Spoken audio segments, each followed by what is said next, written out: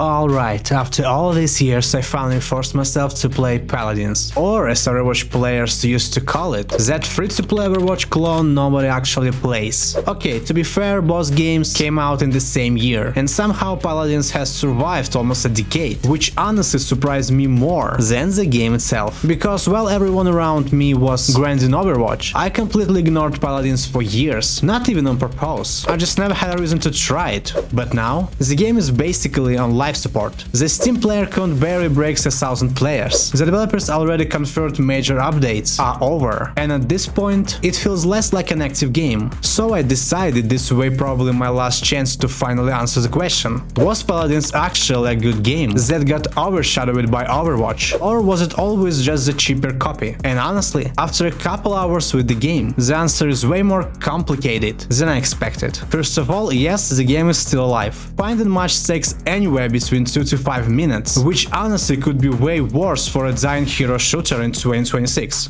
And the weird part is, once you actually get into a match, the game is kind of fun.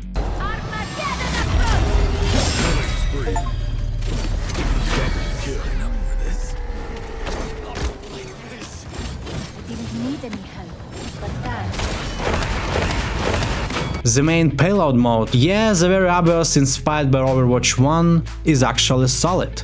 The maps are smaller, fights happen constantly, and the pacing feels much more chaotic compared to Overwatch. But then the game immediately reminds you that this is absolutely not Blizzard level quality. The PvE mode almost put me to sleep.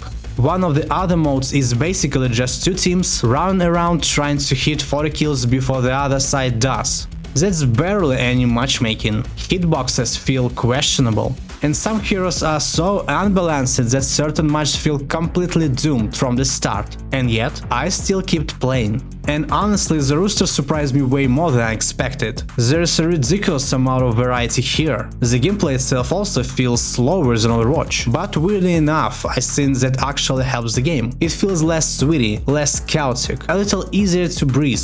Also, some design choices still made me lose my mind. For example, once you lock your character, that's it. No switching, not during the match, not between rounds. So if you pick Sax against the enemy team, congratulations, you're suffering for the next 4 rounds. And don't even get me started on locked characters. I genuinely hate hero shooters that lock gameplay content behind grinding or microtransactions. Sell skins, sell mounts, sell whatever you want, but locking heroes in a hero shooter just feels terrible.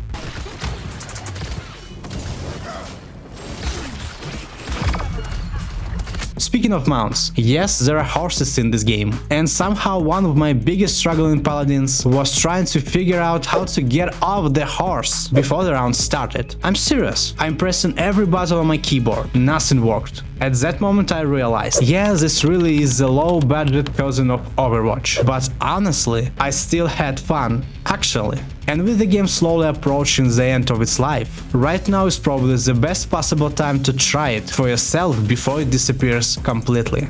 Anyway, if you enjoyed the video, subscribe to my channel. I'm not done digging up Pagazzi multiplayer games just yet.